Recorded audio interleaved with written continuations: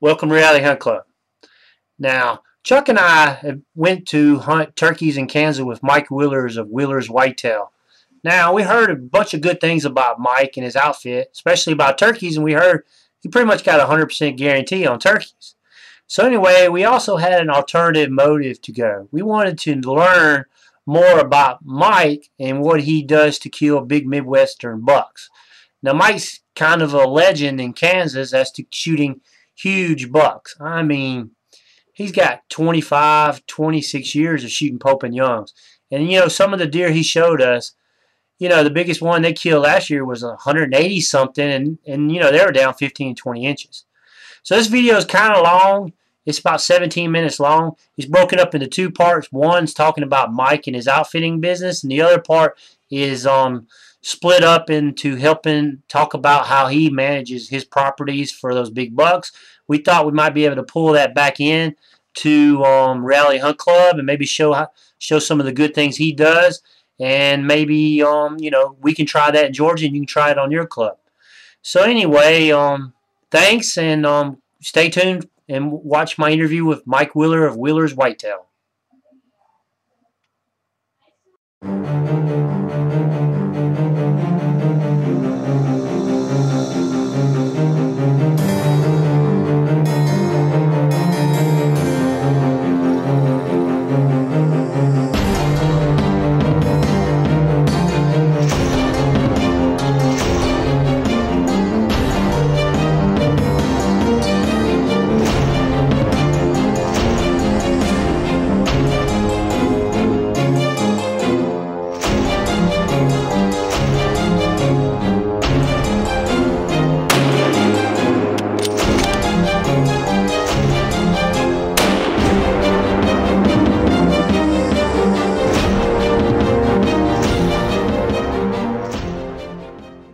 Welcome to Reality Hunt Club.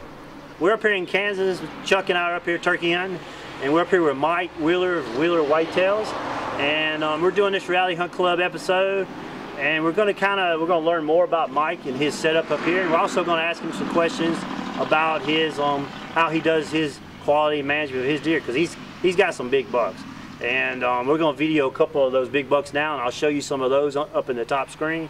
So thanks, Mike, for putting up with us. Hunting wise, and by the way, we Chuck and I both got our 4 turkeys, so obviously you were successful at that. I really enjoyed your hunting with you, and I know Chuck did. And but let's get started. Do you want to say anything before, or jump in? What I'd like to say is what I got here. I'm Mike Wheeler from Wheeler's Whitetails here in Mound City, Kansas, and we got a lot of turkeys. This year we've killed 25 turkeys. Everybody's got their 2 birds except 2 boys, which couldn't sit still in the stand, but that's another story. But we got turkeys everywhere, just like we have deer everywhere. I've got about 8,500 acres of leased land that my hunters hunt. It might be 200 acres, it might be 3,000 acres. We got one 3,000 acre piece, and then the rest is other little pieces. I set them all up the same. We have food plots, we have feeders, we have it all. I don't hunt the feeders and the food plots in the morning because we can't get to them. I mow trails to each in one of my stands, so we can get in there quiet and we can get out of there quiet. So it's very, very easy. People try to outthink themselves. All you got to do is think of a deer or a turkey as a human, and whatever a human will do, a buck would do, or a turkey would do. So I mow these trails, and just like a person, we take the path of least resistance. That's what the deer do. So what's your saying that you said? Mow it, make them, rake them, and the bucks will take them. Bucks will take them. Yeah, I like that. So yeah, like I said, I mow every year, and then once November gets here and the leaves fall, I rake them. That way you go in without a flashlight, you don't touch nothing, you don't leave no scent. Very easy. Minimal pressure. Yeah. Now, why is Kansas so good? Why would I come and hunt with Wheeler Whitetail instead of going to a Canadian and freezing my butt off? Other than the cold weather, why would I choose Wheeler? Well, Kansas, we don't have a lot of hunters. We never have. That's why the bucks have got so big, is for a long time you could not hunt the state of Kansas if you was a non-resident. So the bucks is average, like Missouri, the average buck in Missouri, its life expectancy is 1.5 years. Wow. In Kansas, it's 4.5. And it used to be 6.5 because there were so many deer that didn't have no pressure on them. You've seen the deer this last 4 days. Yes. They have no pressure on them. We coming out of our blind carrying turkeys and all our gear. You'd have 2 in this corner looking at you, 4 in this corner. I mean, it was the first night I counted 16 just trying to come off this 100-acre field that you had. You know, that one little spot over there, and it was just amazing. You know, last year like I said, I have 8,500 acres. Last year I took 42 hunters. I do not overhunt my properties. I know going in there, and I am a trail cam freak. I've got probably 46 cameras, hunting outdoor cameras that I use, and we hunt by the cameras. If the deer are there, we hunt them. If they ain't, I know which bucks I want to shoot. Not that cameras pick up everything, but they pick up a lot. They pick up trespassers. In Kansas, during deer season, I don't have a lot of trespassers. They know over the years I have cameras up. So now turkey season's a little different. We have a lot of people that from out of state that if they see a turkey, they'll drop their buddy off and he'll go after them and they'll come back and pick him up. But during deer season, you don't have that problem. Now explain the seasons. Kansas got a muzzleloader, bow, and a gun. Explain those in the tag system for each one of those. Well, each tag is a draw. You have to put in by April 27th to put in for a draw. But the last 8 years, everybody has drew a tag and they've had leftover. Muzzleloader season starts generally about September 20th and runs for 2 weeks. And bow season opens the same time, except for that 2 weeks you have to wear orange. Now I don't guide hunters, bow hunters, until usually the last week of October. Okay. I run 5 weeks of bow hunters because them 5 weeks, I know if you come and hunt with me, my odds are you're going to get to see a big deer. Whether you get it, that's up to you. But muzzleloader season, I usually run 2 5-day hunts. And it's hot. It can be 95 degrees. But if you just stick with me, we'll get it done. Rifle hunting, that's a no-brainer. It opens the first Wednesday after Thanksgiving, and it runs for 13 or 14 days. You're going to see a lot of deer. And you're not going to see the big deer unless it's cold. Usually it's cold that time of year. If it's cold, it's going to be, you're not going to believe your eyes. It's on. Yeah, it's on. But like I said, the bow hunters start about the last week of October and run till Thanksgiving. And then I always run a week of bow hunters, December 26th to the 31st. And that's by far one of the best weeks available because the bucks they don't care about does no more. All they're worried about is filling their guts. What was the biggest buck you guys got last year, score-wise? Last year it was 182, but last year everybody in the Midwest was 15 to 25 inches lower because of a drought. Usually we shoot one close to 200 inches every year, and then it filters down. The average buck taken off Wheeler's Whitetails is a 135, 140. We got a lot of guys from the East Coast that come in here that have never seen a 120-inch buck. Okay, they'll shoot 120 inch, the biggest buck of their life.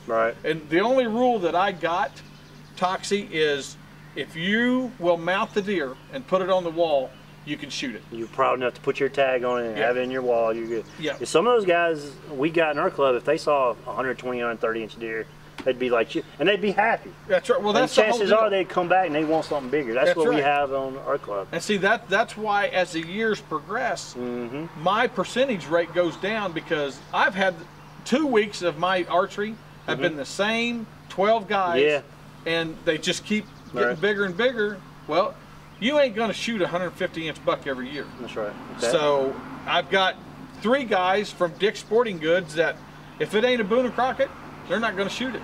Because they know they're going to be banking it for the following year when you get back in that same stand next year. That's good. Now you got, you still got 2 openings for rifle? I've got 3 or 4 for the second week of rifle season.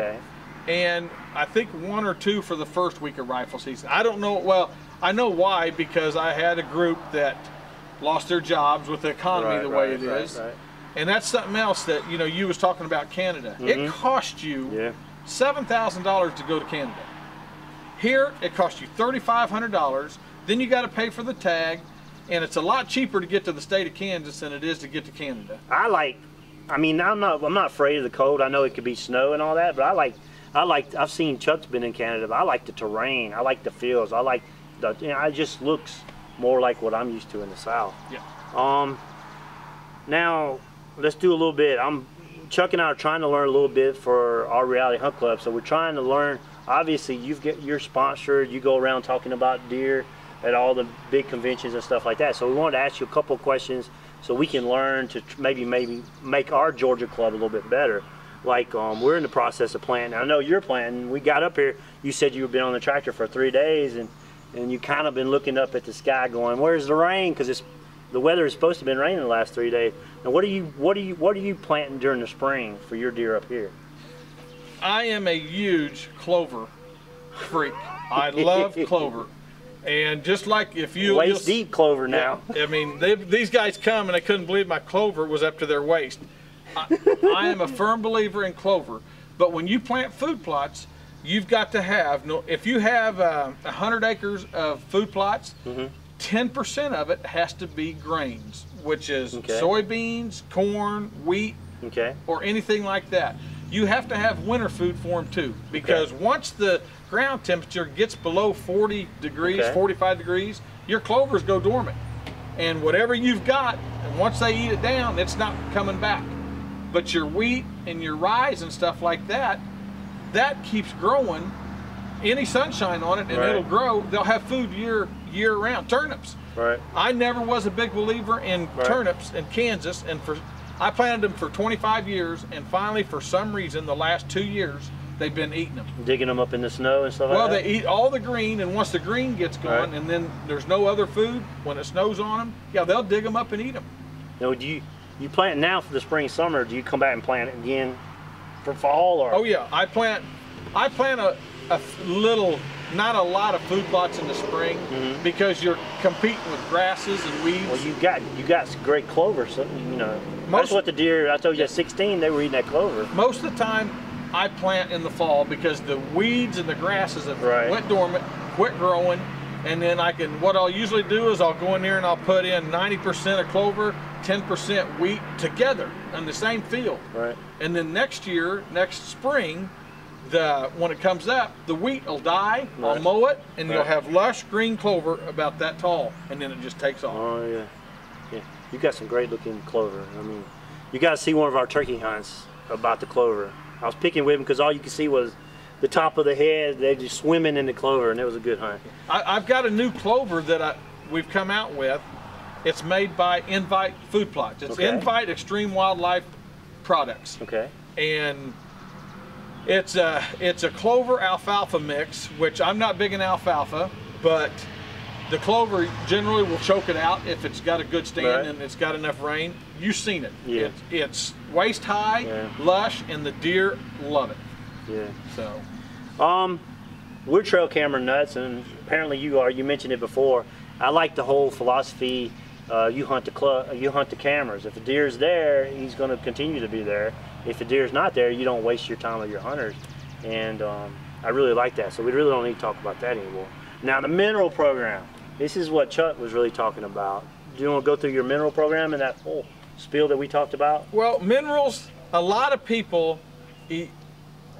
elect not to use minerals. I don't know why. I know they're expensive to buy. That's why I started my own. I've got my own mineral that it costs me very cheap. I have been tweaking it for 25 years, and I've got it to where they'll eat it 10.5 months a year.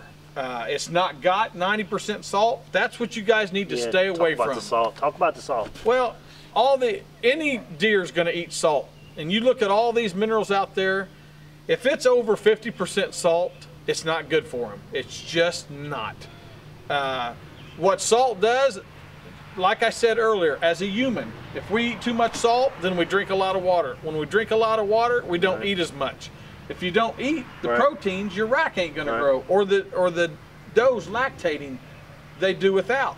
So I finally got a mineral that's got a lot of good stuff in it, and it's only 35% salt at the most. And they'll eat it 10.5 months a year. I've also got some products in it that help keeps the ticks and mites and stuff off of them. It don't do it 100%, right. But out here in Kansas, we got a lot of ticks, and I can show you pictures of a deer that's got 500 to 1,000 ticks on its rack. Right. And then on my properties that I use the mineral, they don't have half that. Right. So mineral's good, and it's easy. You go out there every other month, and you dump 50 to 100 pounds on your spots. And then I don't put cameras very much over my mineral spots because I want that deer to know I'm safe. Right.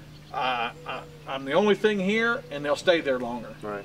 And the fact they're hitting it 8, 10, 12, 8, 10 months a year. Yeah. That's pretty good. That's pretty good. Now, we've hit all the questions, and this guy's for real. There's no bull about it. And we've had a great time. We've getting to know you and all that. And tell them how to contact you if they're interested in coming and drink. I really believe the $3,500 to come shoot a trophy buck. I was sitting in a food plot turkey hunting, knowing that a 200+ inch deer is running around a couple hundred acres from me.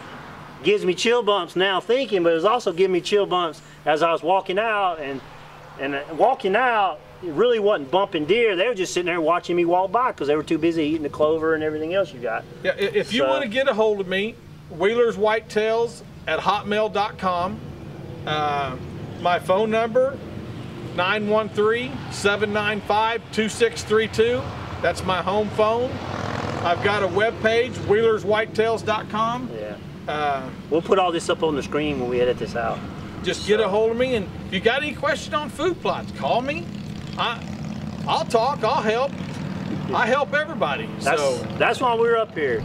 Because Chuck and I never claim to know everything. Half of these shows, we're up there messing things up and trying to tell you. And when you got an expert that's got the kind of deer and history that, 26 years you've shot a Pope and Young with your bow?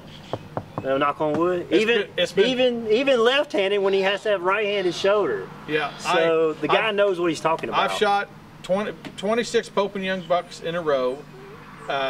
2 years ago I had to do it left-handed because I fell and hurt myself. Right. But anyway, that's a long story. But Mike knows what he's talking about, and to be honest with you, that's the best deal I know. And so appreciate it. We had a great time, and call them up for your turkey hunts. Yeah. Oh yeah, guys, come up here and turkey hunt.